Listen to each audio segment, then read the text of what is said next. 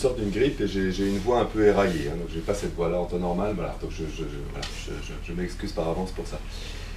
Oui, alors on m'a demandé de faire une conférence sur la prise en charge de la schizophrénie pour les patients et pour les familles. Alors, quelque chose qui pourrait durer 2 semaines, hein, qui pourrait durer 14 séances de 4 heures, hein, voilà, comme Profami. Mais donc j'ai essayé d'être un peu synthétique et de présenter peut-être quelque chose voilà, qui se rapproche de peut-être le parcours d'un patient ici au Luxembourg. Et j'ai pris l'exemple de ce qu'on peut offrir, nous, comme soins à la Ligue. Voilà, donc c'est pas quelque chose qui est, vous voyez, monolithique, hein, qui est forcément tout à fait juste et égal partout, mais c'est quelque chose qui est, voilà, qui se rapproche de ce qu'on peut proposer ici. Donc j'ai réfléchi un petit peu à comment organiser les choses et j'ai quand même constaté que la prise en charge de la schizophrénie, elle dépendait quand même beaucoup des symptômes. Donc j'ai fait une petite introduction sur la maladie en elle-même, même si ce n'est pas exactement le thème du soir.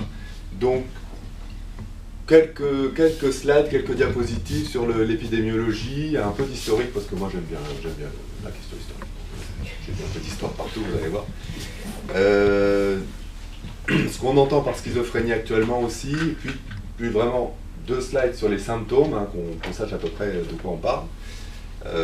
Et puis finalement, comment est-ce que la maladie évolue, hein, son début, le milieu, la fin, et puis du coup comment on va déduire le plan de soins, c'est-à-dire la façon dont on va essayer de soigner les gens du mieux possible. Donc le plan de soins, c'est ce que j'indique. Là encore un petit peu d'historique, parce que pour juste vous figurer un petit peu comment c'était avant, quoi, hein, comment on soignait les gens il y a quelques siècles. Bon, c'est un petit peu bon, on va dire amusant, même si le terme n'est pas forcément bien choisi. J'ai fait un petit aussi point sur le traitement médicamenteux, parce que quand même c'est une chose importante. Alors bon, il y a à nouveau là 2 slides, c'est juste pour fixer un petit peu les idées. Je pourrais éventuellement répondre à des questions si vous en avez.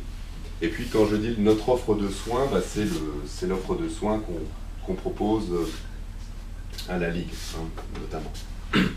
Même si j'ai essayé d'imaginer comment un patient pourrait être pris en charge au Luxembourg, on va dire. Voilà. Et donc les différentes structures qui existent, alors je ne vais pas rentrer dans le détail de toutes les structures parce que je ne les connais pas forcément parfaitement bien, mais en tout cas, là encore on pourra en discuter.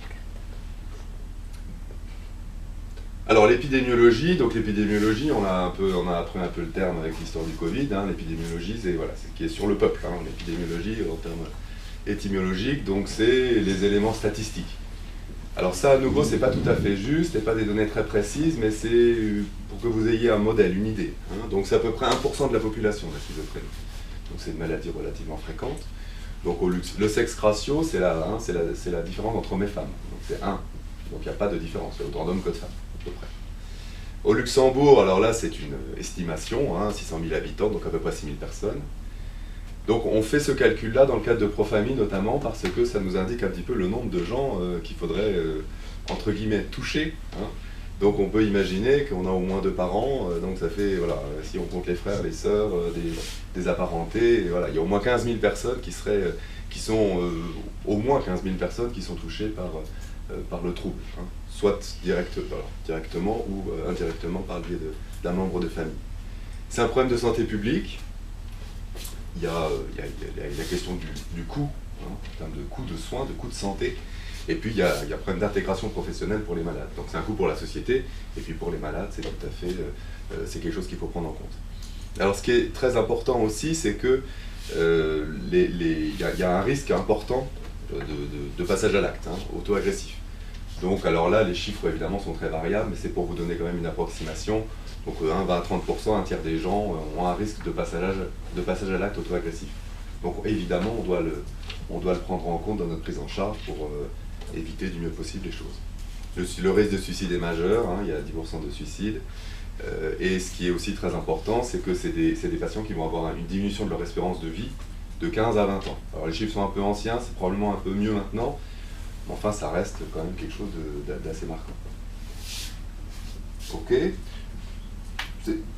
Enfin bon, je peux répondre aux questions, alors si je peux répondre à nouveau, hein, je ne sais pas tout sur tout, heureusement. soit à la fin, soit en cours de conférence, c'est comme vous le souhaitez. Hein. S'il y a des questions particulières, vous pouvez les poser. Alors un peu d'histoire quand même. Attendez, je vais juste me positionner un peu comme ça.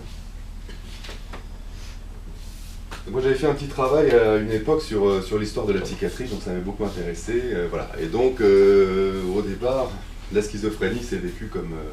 voilà, le concept est religieux. Hein. Au départ c'est une punition divine ou alors une possession démoniaque. Hein. Donc en fait c'est le cas de toutes les maladies. Et au fur et à mesure du temps, il y a... voilà, on va apprendre à connaître les maladies progressivement, mais finalement pour les maladies mentales et les maladies neurologiques notamment, ben on va assez longtemps rester sur cette idée d'une punition divine ou d'une possession démoniaque. C'est important dans le sens où ça va influencer beaucoup le traitement des maladies au long de l'histoire. Alors quand même, on avait déjà identifié un certain nombre de choses, hein, donc c'est le 5e siècle avant Jésus-Christ, c'est Hippocrate quand même, qui commence à faire des descriptions quand même précises des maladies mentales, hein, surtout la neurologique, mais aussi psychiatrique. Donc vous voyez, on a des preuves, si je puis dire, que c'est des maladies qui sont connues déjà depuis que l'homme est homme. Hein. Donc pour parler plus précisément de la schizophrénie, bon, je ne vais pas rentrer dans le détail, mais disons que la maladie mentale toutes les maladies mentales étaient rassemblées sous le terme d'aliénation mentale. Et puis au fur et à mesure que la science a avancé, on va dire ça comme ça, et ben on a individualisé les choses, hein, le trouble bipolaire, voilà. Et puis on a décrit plus précisément la maladie schizophrénie ou les troubles schizophrénie, finalement assez récemment, hein, c'est ce que j'indique, puisque c'est, voilà, 19e siècle, hein, moitié du 19e siècle. Alors moi j'ai fait mes études à Nancy, et en fait, voilà, finalement la première vraie description de la schizophrénie, c'est Morel, hein, qui était, alors j'ai appris par la suite qu'il était, donc il était français oui sans doute, ça je le savais, mais né en Autriche, ça je ne savais pas, et il a été confié par ses parents à un prêtre luxembourgeois. Vous voyez, le Luxembourg est là, la France est là, enfin voilà. Et finalement, il est devenu directeur de l'asile de Maréville, donc c'est là que j'ai fait mes études. Alors ça s'appelle plus Asile d'aliénés de Maréville, mais ça s'appelle Centre psychothérapique de Nancy. Mais c'est tout à fait au même endroit, hein, ça existe depuis le XVIe siècle, hein, Marie de Médicis. Et finalement, donc il y a toujours la tombe de Morel au sein de l'hôpital. Pour moi, ça a évidemment une saveur particulière, et donc il développe déjà le concept de démence précoce.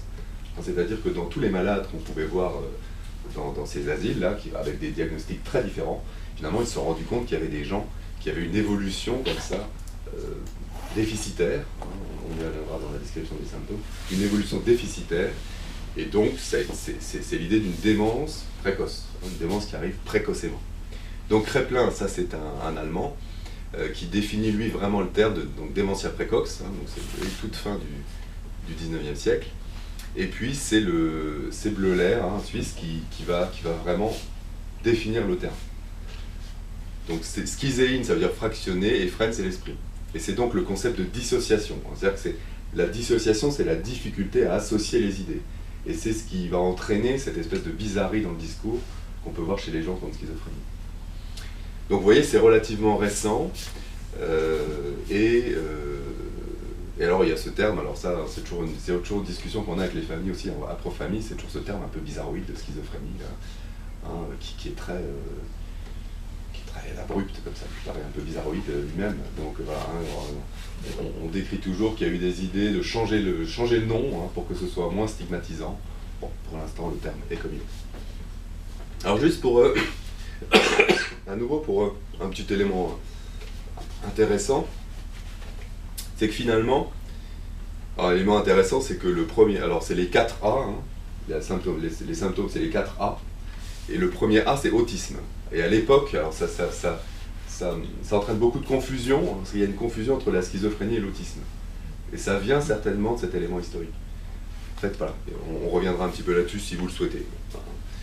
En tout cas, ce qui est intéressant, je trouve, c'est que à l'époque, ils avaient bien identifié que ce qui était le plus embêtant finalement, c'était les symptômes déficitaires. Hein. Donc les symptômes cardinaux, c'était donc le problème de l'autisme, c'est-à-dire un repli à l'époque, la perte des associations, des problèmes d'affectivité, hein, la difficulté d'avoir des émotions, Et puis l'ambivalence, donc ça c'est le fait d'avoir une idée, puis enfin une émotion puis une autre. Et ça c'était les symptômes principaux, et finalement les symptômes de délire et d'hallucination, ils étaient secondaires. Or, à l'heure actuelle, on peut penser un peu le contraire. Mais on va y revenir un petit peu.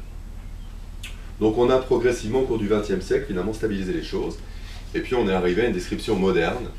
Alors je l'ai juste cité parce que peut-être que vous verrez dans je ne sais quoi, peut-être des courriers médicaux, ou peut-être voilà, des choses comme ça, ces sigles là un petit peu particuliers, c'est IM10, DSM-4, hein, donc c'est en fait le nom des classifications internationales. Finalement, après les années 20, après la guerre de 14, on a commencé à classifier les maladies mentales, et puis on a comme ça élaboré progressivement les choses. Donc CIM10, ça veut dire qu'il y en a eu 9 avant, hein, et maintenant on est à la 11. Et DSM-4, donc on est au 5 actuellement, donc il y a eu comme ça plusieurs révisions sur des décennies. Alors ça a un intérêt surtout pour la recherche, hein, voilà, ça permet en fait d'uniformiser les descriptions et puis de parler en fait tous de la même chose. Voilà. Alors j'ai utilisé un mot un peu barbare, mais l'idée actuelle, finalement c'est pas très éloigné de ce qui était avant, mais l'idée actuelle, donc dans 30-40 dernières années, c'est ce qu'on appelle une description bisyndromique, c'est-à-dire qu'il y a deux syndromes. Donc un syndrome, c'est un ensemble de symptômes. Donc la description bisyndromique, tout simplement, c'est... Hop, voilà, hop, je vais y arriver, excusez-moi. Donc c'est deux groupes de signes cliniques. Vous avez les symptômes positifs, et à nouveau je le cite parce que c'est important dans la prise en charge, sinon c'est pas tout à fait le but de la conférence du soir. Mais vous avez les symptômes positifs, qui sont le délire et la désorganisation, donc le délire, hallucination, interprétation. La désorganisation, c'est donc le trouble de l'association.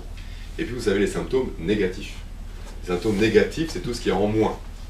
Donc des problèmes d'affectivité, des problèmes d'émotion, hein, donc l'anesthésie, c'est-à-dire on ne ressent pas les choses, l'émoussement affectif, en effet, on a du mal à nouveau là aussi à ressentir bien les choses. Difficulté de gestion émotionnelle, alors il y a un mot qui a dû partir, mais je pense que c'est l'ordinateur. Il y a des troubles du comportement, hein, toujours en moins, une asthénie, hein, c'est-à-dire une fatigue, une difficulté à entamer des actions, un repli, alors là c'était le repli autistique, donc c'est un repli, la difficulté d'aller vers l'autre, donc une forme de bizarrerie comportementale. Et puis vous avez des troubles au niveau des pensées, donc des problèmes de mémoire, des problèmes d'analyse du contexte, hein, d'initiation et de planification de l'action, et des troubles attentionnels. Donc ça c'est tout ce qu'on appelle les troubles cognitifs. Donc vous avez les symptômes positifs, tout ce qui est en plus, les symptômes négatifs, tout ce qui est en moins. Et il faut les deux, si je puis dire, pour poser le diagnostic. Alors, à côté de ça, là aussi ça va intervenir en termes de traitement, on va devoir s'occuper aussi de ça. C'est ce qu'on appelle les troubles associés, donc des troubles addictifs, hein, donc c'est malheureusement la consommation de substances. Voilà, il y a une raison voilà, biologique que je peux éventuellement expliquer si ça vous intéresse. Il y a des TOC, hein, donc plus de TOC chez les patients qui ont une schizophrénie que dans la population générale. Et donc ce qu'on a déjà évoqué de suicide, de comportement agressif, alors essentiellement auto-agressif. Hein. Alors ça, il faut quand même le dire, hein. C'est-à-dire que l'idée que le patient qui a une schizophrénie est hétéro-agressif, va être agressif vis-à-vis de l'autre, il est plutôt agressif vis-à-vis de lui-même, hein, la plupart du temps. Alors là, je rentre à nouveau pas dans les détails, bon, on peut éventuellement en parler ensuite. On l'évoque dans Profamille. Ce qui est quand même intéressant, c'est que on a identifié clairement des éléments cérébraux, hein, neurologiques, qui expliquent les symptômes. Donc on sait très bien, le cerveau c'est beaucoup plus compliqué que n'importe quel organe, donc on sait un peu, beaucoup plus compliqué qu'un cœur, qu'un foie, qu'un rein. Donc on sait à peu près, on commence en tout cas à savoir ce qui fait que dans le cerveau, l'anomalie cérébrale qui explique les symptômes schizophréniques. Donc là, voilà. On sort progressivement d'une pensée un peu magique, d'une maladie psychologique, voilà. Et ça c'est quand même intéressant au niveau scientifique. Alors j'ai juste mis la question de l'anosognosie. Alors l'anosognosie, c'est le fait de ne pas savoir qu'on est malade, hein, voilà, au sens strict. Et ça touche beaucoup de malades, et là encore ça va avoir un impact très important dans la prise en charge, parce que malheureusement il faut parfois recourir à des soins sous contrainte, dans la mesure où le patient il est incapable de donner un consentement éclairé à ses soins, puisqu'il n'est pas conscient de son trouble. Voilà, donc vous voyez, j'ai essayé de résumer, de faire des choses assez simples. Bon, on peut éventuellement rediscuter des choses. Alors, j'insiste aussi là-dessus parce que j'insiste dans ProFamille. Alors, quand on dit les symptômes positifs, ils ne sont pas positifs. Hein, ils ne sont pas du tout. Hein, c'est les symptômes en trop. Donc, quand on dit positif, on pourrait se dire que c'est bénéfique, mais c'est délétère. Voilà. Alors, donc ça, c'est les symptômes. Comment ils vont se développer chez l'individu? Donc, c'est l'histoire naturelle de la maladie. Comment ça va se développer?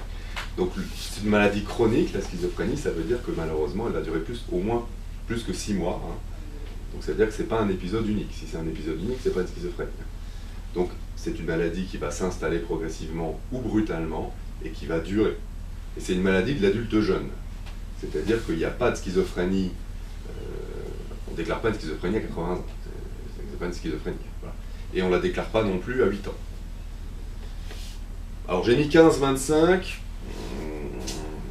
c'est une estimation, parce que évidemment, on commence à se rendre compte qu'en fait c'est à l'adolescence, donc c'est tout à fait variable. Donc auparavant on disait en dessous de 14 ans il n'y a pas de schizophrénie, on revient là-dessus. Parce que il y a des gens qui ont une maturité qui fait que il y a un phénomène cérébral qui se passe à l'adolescence qui fixe les troubles et qui fait que finalement on va développer la maladie. Et on peut très bien faire cette période peut se situer autour de 12-13 ans chez des sujets, c'est tout à fait possible. Donc vous voyez, on revient un petit peu sur les choses.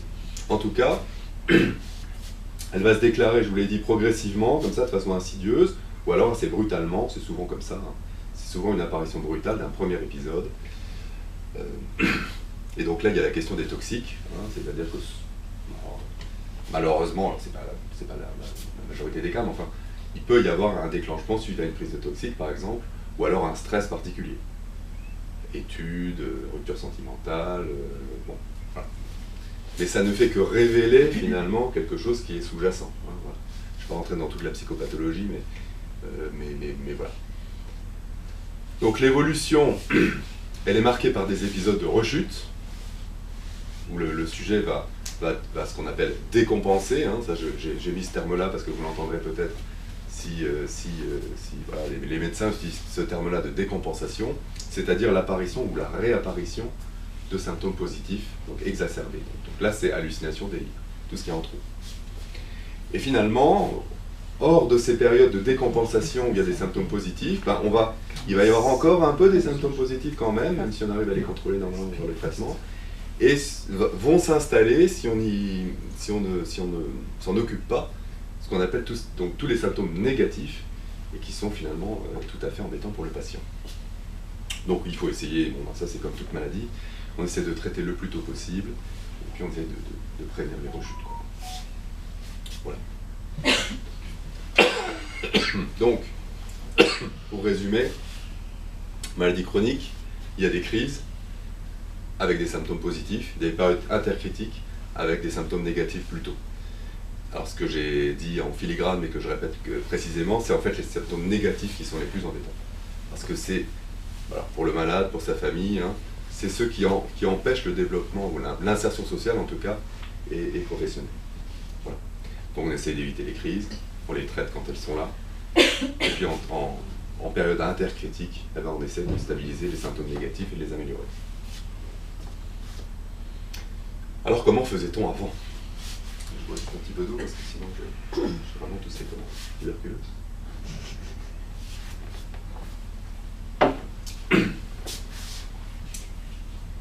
Alors je vous ai fait un petit truc un peu plus... Voilà, quelques exemples, et puis quand même une petite réflexion sur l'édification du système de santé psychiatrique. Alors, je vous l'ai dit, c'est une punition divine ou une possession démoniaque. Alors que fait-on? Eh ben, on prend en charge religieusement. Hein, voilà, hein, donc ça, je vous parle de ça depuis Colomb et Hermann. Hein. Donc ce qui est intéressant, c'est que finalement, il y avait des saints et des saintes qui étaient spécifiques au traitement de la folie. Donc on organisait des pèlerinages où on emmenait les malades voir le lieu où le saint, alors soit s'était présenté aux hommes, ou alors le lieu où était, comment dirais-je, conservée une relique, voilà, du saint. Et comme ça, il y a eu comme ça des lieux de soins qui ont été spécifiques, qui ont été spécifiques au traitement de la folie. Donc Saint-Mathurin, par exemple, Saint-Acaire, Saint-Colomban, Saint-Florentin, Saint-Dizier. Voilà.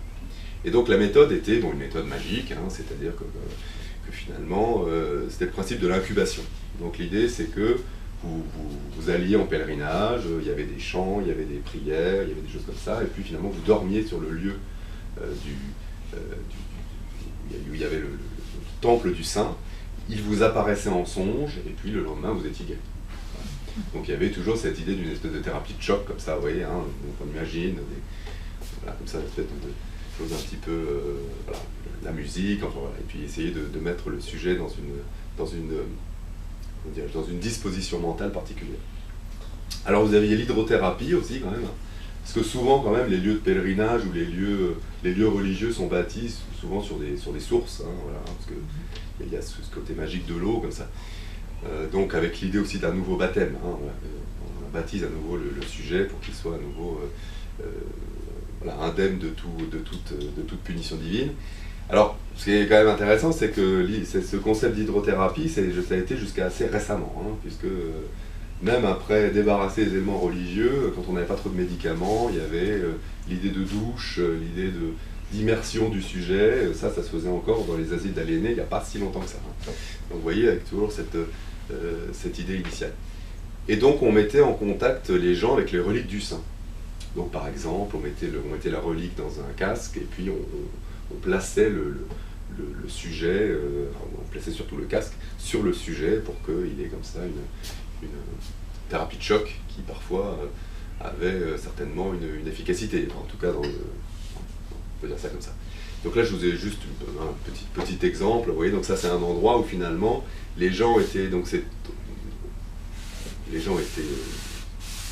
comment dirais-je, c'est la crèche de Saint-Colomban, c'est-à-dire que finalement les gens étaient mis dans cet endroit pendant 9 jours, dans une caisse en bois, puis au bout de 9 jours on les sortait donc avec force, chant, prière, voilà. Et donc au bout de 9 jours ils devaient en sortir guéris.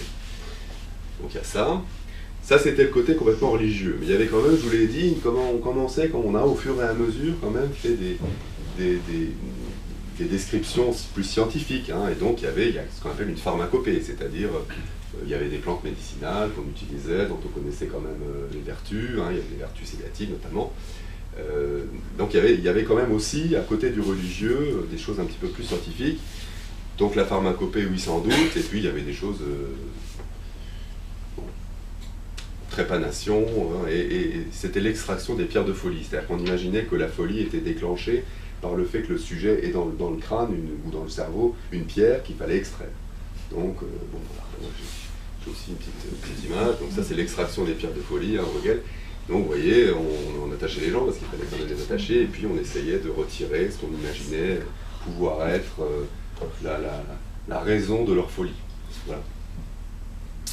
Alors l'histoire des trépanations, je dis ça comme ça un peu de façon légère, mais enfin jusqu'à assez récemment, l'idée était, hein, je renvoie à la famille Kennedy, enfin bon, donc l'idée de la trépanation c'est quand même encore relativement récent. Hein. Donc ça c'est la pharmacopée, vous voyez, avec voilà, dans les vieilles pharmacies on a encore ça, avec bon, on extrayait la folie et la fantaisie via les drogues. Voilà. Donc c'est juste pour vous décrire ce qui a pu se faire. Bon, alors on arrive quand même à des choses un petit peu plus sérieuses actuellement. Enfin, c'est l'histoire. Ce qui est surtout important, c'est que finalement, je parlais tout à l'heure de Maréville, là, finalement, on a institutionnalisé le soin psychiatrique dans le sens où on a créé des asiles d'aliénés, hein, progressivement, hein, voilà, au XVIIe siècle, enfin, entre le XVe et le XVIIe, et finalement, ça aboutit à d'énormes institutions avec énormément de malades, où finalement tous les gens qui avaient un trouble, plus ou moins un trouble mental, étaient mis dans ces institutions, avec, pour la plupart, assez peu d'espoir de sortie. Donc c'est comme ça qu'on a quand même traité les gens pendant des siècles. Alors ce qui est intéressant, c'est que c'était soit des endroits religieux à la base, ou alors c'était des anciennes léproseries, par exemple. Donc à Nancy, c'était une ancienne léproserie, il y a un moment, il n'y a plus eu de lépreux, au XVe siècle, du coup on a mis les fous dedans. Voilà, hein, c'est comme ça qu'on les appelait à l'époque. Donc ça a quand même perduré jusqu'au XXe siècle. Et puis on s'est dit quand même au début du XXe siècle qu'on pourrait peut-être faire un peu autrement. Et alors je prends l'exemple français, mais en fait c'est assez général, hein, en Europe occidentale en tout cas. En 1937-1938, on a déjà changé le nom, c'est déjà important. Alors, on ne change pas tout, mais au moins on change le nom. Donc c'est passé d'asile d'aliénés à hôpital psychiatrique, c'est déjà pas mal. Bon. Et finalement, ce qu'il y a... Alors, vous allez voir où je veux en venir, hein, ça va pas vous paraître peut-être un petit peu hors sujet, mais en fait, je pense que ça l'est pas du tout, parce que finalement,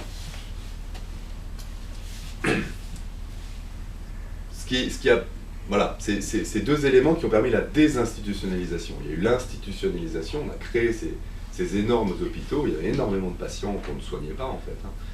Il y a toujours cette... Je crois que voilà, un psychiatre devait s'occuper de 2000 malades, donc il les voyait, alors ils avaient fait des statistiques, tout ça, donc il les voyait, je sais plus quoi, mais c'était 5 minutes par an, quelque chose comme ça. Donc on ne pouvait pas vous occuper de quelqu'un 5 minutes par an. Donc on avait ce système-là, et finalement, en 45, ou après 45, on a pu désinstitutionnaliser.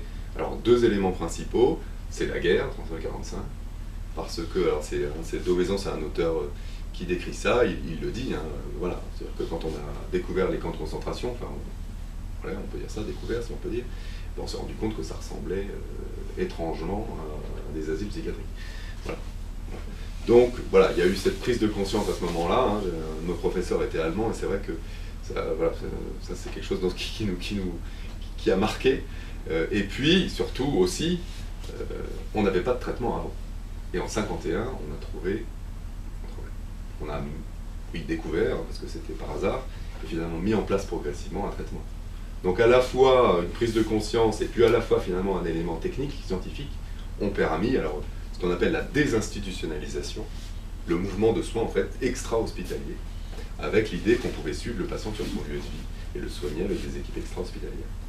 Donc vous voyez, la naissance de la Ligue luxembourgeoise d'hygiène mentale en mars 56, donc voilà, c'est tout à fait cette trajectoire-là. Et ce que j'ai vu aussi, moi ça j'ai trouvé sur le site de la Ligue, c'est hein, voilà, on a abandonné l'idée de soigner les gens dans des grands ensembles extra-urbains, avec l'idée de, là encore, pour proximité, les réintégrer dans les hôpitaux généraux. Donc, voilà, donc au CHL, en 75, création d'un service de psychiatrie. Donc, vous voyez, c'est cette idée que finalement, on est passé d'une... Voilà, on est passé de grosses structures où on ne soignait pas véritablement les gens, à progressivement une dualité entre l'hôpital général, hein, comme on dit, c'est-à-dire l'hôpital dans lequel on va quand on a un problème cardiaque, ou je ne sais quoi, enfin l'hôpital classique si je puis dire, et puis les soins hospitaliers pour remplacer hein, les asiles d'aliénés qu'il y avait auparavant. Donc l'hôpital s'occupe des soins de première ligne, c'est-à-dire l'accueil des patients, des urgences, et puis il fait un certain nombre de soins de suite.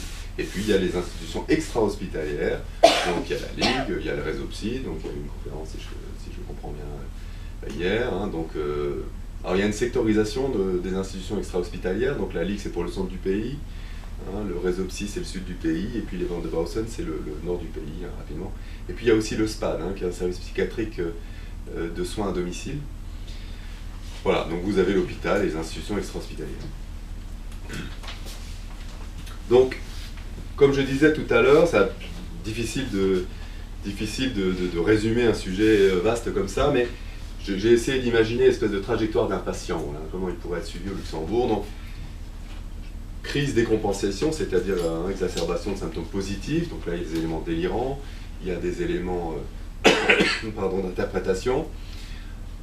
Donc les services de secours sont en première ligne, hein, voilà, c'est tout à fait un boulot difficile, hein, voilà, parce qu'il faut accueillir les gens dans un moment critique.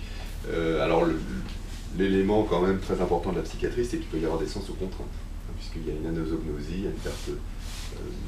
voilà, le patient n'est pas tout à fait capable de donner son consentement, donc il y a des dispositions légales qui permettent d'hospitaliser les gens sous contrainte. Donc cette hospitalisation, elle se passe dans les hôpitaux généraux. Alors j'ai travaillé quand même pendant